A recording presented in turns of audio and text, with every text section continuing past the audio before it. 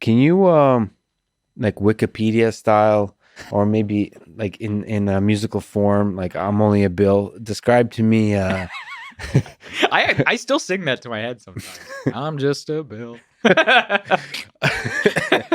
I don't know what the rest of the song goes, but Yeah. let's leave that to people's imagination. How does this whole thing work? How does the U.S. political system work? The three branches is how do you think about the system we have now? If you were to try to describe, if aliens showed up and asked you, like, they didn't have time, so this is an elevator thing, like, Elevator should we pitch. destroy you Yeah. and be, as you plead to avoid destruction, well, how would you describe how this thing works?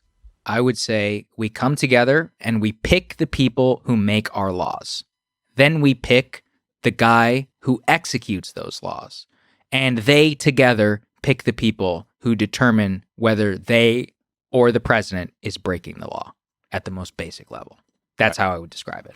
Right? So the So that's the people who make the laws are Congress. Mhm. The executive is charged with executing the laws as passed by Congress, the system, the branches of government, and the Supreme Court is picked by the president, confirmed by the Senate, which then decides whether you or other people are breaking the law in terms of interpretation of that law. That's basically it. Oh, and they decide whether those laws are in they fall within the restrictions and the want of the founders as expressed by the Constitution of the United States, which is a set of principles that we came together in 1787. I want to make sure I get this right. 1787, and decided that we were going to live the rest of our lives barring a revolution and more. And we've made it 200 and something years under that system. So there's a balance of power. There's because you have multiple branches. There's a tension and a balance to it, as designed by those original documents. Which is the most dysfunctional? The branches. Which is your favorite? Like in terms of talking about systems and like what's the greatest of concern and what is the greatest source of benefit in your view? The presidency, the presidency is my favorite to study, obviously, because it is the one where there's most subject to variable change in terms of the personality involved because of so much power imbued within the executive. The Senate is actually pretty much the same.